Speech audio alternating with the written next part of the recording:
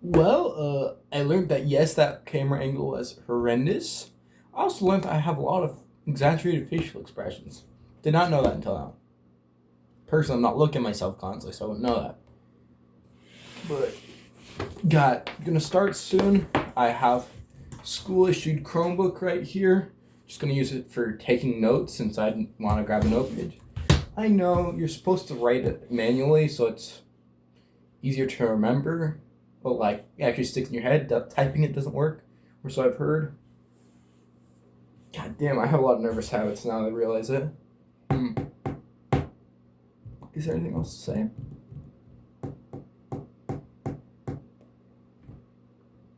Ooh. Hey. Now, okay. I'm turning off this heater. Getting back in the chair, reading the book. Time to get started. So, think back to when you were a kid. Parentheses. If you are one, ask your parents or grandparents about this. End parentheses. No doubt you remember that things were much cheaper in the past. After school, you could walk to the corner store and buy a candy bar, soda, and a magazine for less than $2. Depending on how old you are, those were the good old days, when Coke meant cola and joint was a cheap place to eat. When prices rise on average in an economy, it's called inflation. In the recent past, in developing countries, inflation has only been a few percent per year. But some decades ago, double digit inflation, even in developed economies, wasn't unusual. One of the reasons that inflation has come under control is that economists now have quite a good understanding of what causes it and how countries go about reducing it. Standard stuff. I don't think I need to discuss this far. Just read through two paragraphs. I'm going to pause this because my throat's getting dry and I want water. Boom. Just because why not? Not that I don't need it too much right now, just for future things. Damn, I'm fat. Anyways, although inflation increases prices, although inflation is the norm, increases prices being in parentheses. I'll say this normally for now. Some countries have experienced prolonged deflation, that is, falling prices, which means that people and firms often put off spending in order to wait for a lower price. Damn, I'm fat. Anyways, this behavior puts more downwards pressure on prices. We discussed deflation in more detail in chapter 5. I already know a little bit on economics. A little bit of inflation is actually really good, like 2%. I think that's what we're trying to, in the U.S., we're trying to accomplish. I just heard sounds. 2% inflation means that people are more like, it gives incentive as the economy to buy now rather than just save and keep going. Deflation is actually very horrible for the economy because that means people, as it says, save their money and don't spend it immediately. And because of that, the economy has less money to deal with, so they have to lower prices even more and more and more. And firms, they can't always handle all those lower and lower and lowering, so they have to lay off workers. And prices, so those workers now no longer have jobs. Of course, I'm taking things to an extreme right here. I don't think it's that bad in place. Their example was Japan. It seems to be doing a lot better as of recent years, but it was a real issue for them. Anyways, I'm gonna get back to this before I ramble my throat out.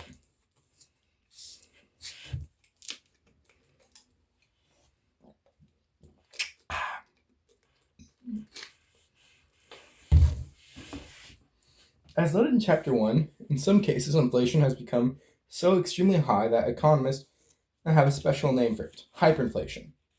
After the first, well, Germany, after the First World War, is a classic example. But in the most extreme cases, is Zimbabwe, where at the peak of mid 2008, prices doubled every day. Yeah, they previously mentioned Zimbabwe in their talk about inflation last chapter. I just realized when I was talking about inflation, I only showed the bad parts. The 2% inflation, people spend it now, puts more money into the economy, therefore firms have more money, which they send down the economy. So while inflation might cause prices to go up 3%, real wages might go up 3 or 4. Well, there's more money in the economy, which helps. No, that doesn't make sense. Okay? Because what I'm trying to it wouldn't go up 3 or 4. It'd probably stay around the same price, same as inflation for prices, inflation for wages, also known as real wages, such. Also, I'm hearing someone walk up the stairs. Okay, that was just my younger brother. Taking first video. I'm kind of embarrassed with this stuff. I'll be the first to admit it. Damn, I'm just like looking at this. I might think I'm looking at this, but the eyes don't work because like camera's right here, not here. I'm looking at myself, talking to myself like a creep.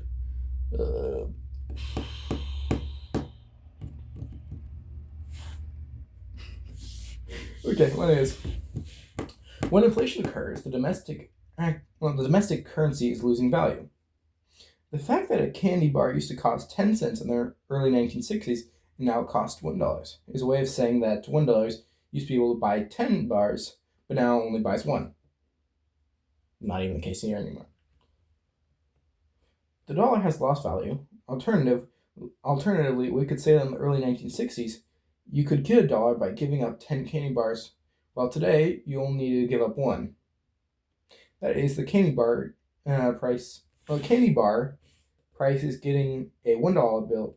Well, that is, the candy bar price of getting $1 bill has fallen tenfold. Either way, inflation means the domestic currency is becoming less valuable. Not necessarily a problem because everyone else's the real amount price past inflation, whatever, that's going up also. Some would say not as far, but I don't know the statistics, but I'm pretty sure wages have gone up higher because we got more money from not just our government, not just because there's inflation, but from we're exporting imports. Where USA is one of the strongest, I think it is the strongest economy in the world as of now. So obviously we're doing something right. So I'm just gotta watch my language. The good news is that there are really 2 underlying cases of inflation. One is that monetary authorities print too much money. Like anything else, when supply becomes relatively abundant, money loses value. The second cause is that expectation mechanism noted in Chapter 1. If everyone expects money to lose value, everyone will try to get rid of it quickly. And the easiest way to do that is to spend it. But this is just a game of hot potato. Technically it says Dick, but I'm saying Richard because, same thing. Richard buys something from Jane and gives her money. But Jane doesn't want to hold money either, so Jane buys something from Tom. Now Tom tries to get rid of money by buying from Harry. And so on. Before long, all these purchases start to make prices rise, justifying everyone's initial fear. They're referring to like an issue with how sometimes economics, well, not economic, technically it is, but like more specifically during recessions, some of them can be created entirely out of just fear. If they fear that money will start crashing and plummeting in value, they might withdraw all theirs from the banks. Since the banks can't hold all of theirs, all of a sudden, banks don't hold all their cash. They might withdraw money. They might take money from other banks, which makes both banks look less credible. So those people take out their money, while the vast majority of the banks are still, in fact, perfectly fine, and the whole issue came from just entirely nowhere, essentially, fear. All of a sudden, that scales up massively, bigger and bigger and bigger, and then recession. I can't name any specific example, but I believe stuff like this was a big deal during the 1930s Great Depression. Yeah. Okay. The two cases are not related. Tom, Dick, well, Jane, Tom, Richard, and Harry may all expect inflation because they expect rapid money growth. Yet the two forces are logically distinct. Hyperinflation usually causes when money or lots of money growth, usually starts with lots of money growth, but are typically made worse by the expectation factor. Okay. Ooh, I got farther in. See, I started here. I went over a page. Now, here. You proud of me? I'm really not good with reading, so this is actually more than... I should probably write something in my notes now. What is there to write that I didn't yap about already? No, that I did yap about, but worth noting. Besides my horrible camera angle, how it makes me look ugly. Ugly as beans. I can't curse or whatever. Okay.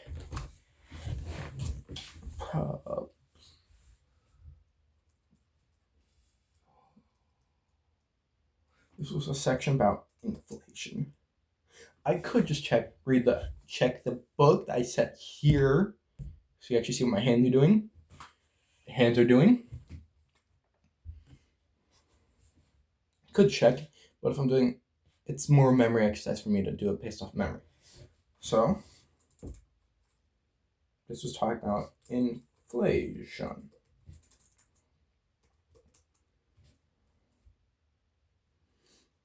More specifically, hyperinflation.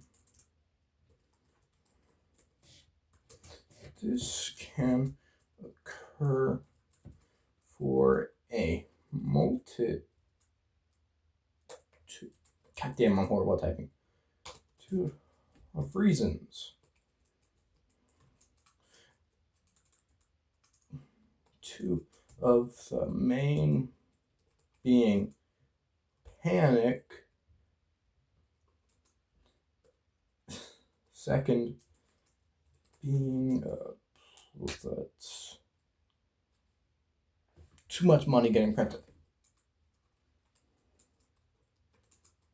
Money getting printed. Okay. I'm Grammarly awesome. I have a free version. I used to pay for it, but didn't use it for like 4 months because it was like in between school years. I'm a senior in high school, by the way. So I was like, oh, I already wasted so much. I could have used it, but I didn't. Wasted money. Kind of miffed about that, so I'm not going to instantly do it again. But it is still pretty effective.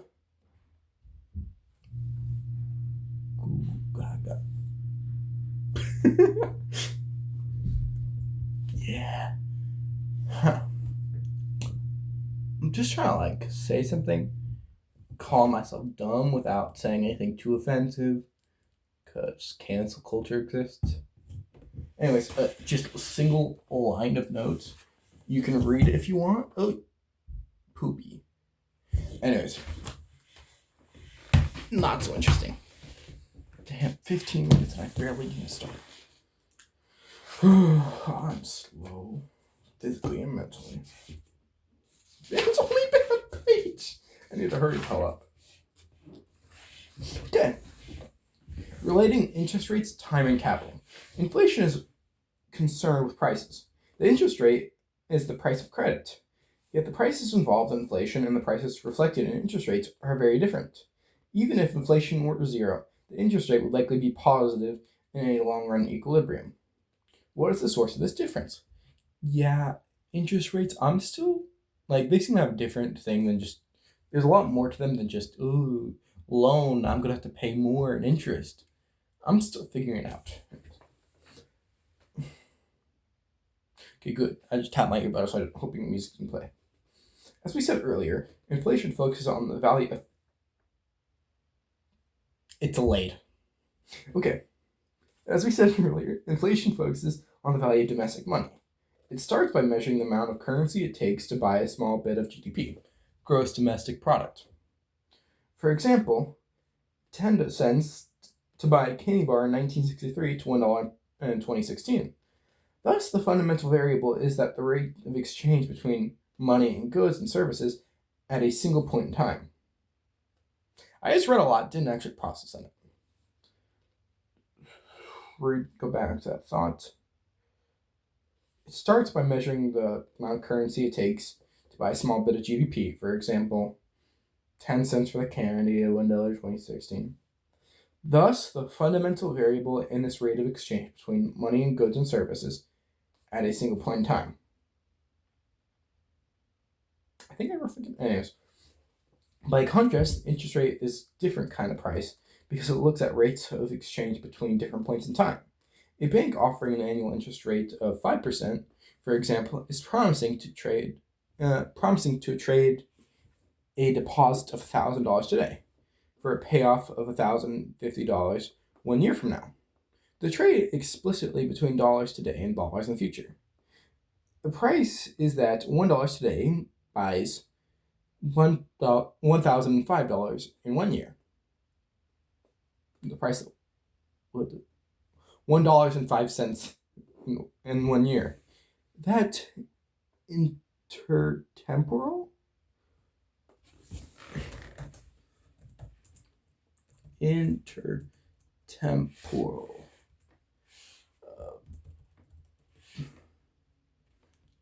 okay. Describes relationship between different points in time.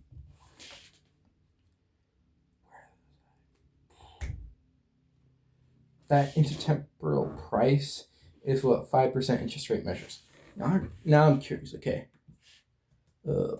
Pronunciation.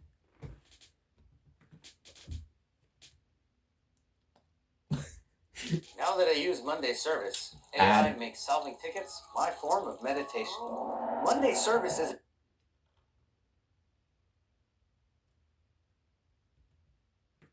Why is it a minute long video?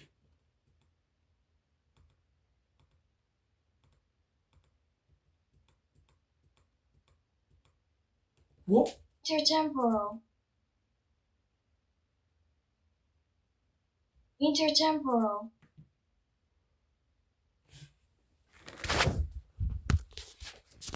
Okay.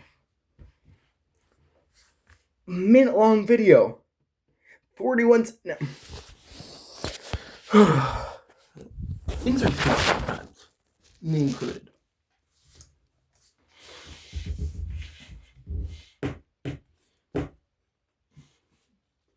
Okay. Notice that in that example, the trade between dollars now and dollars later, economists call this nominal interest, as opposed to real interest rates.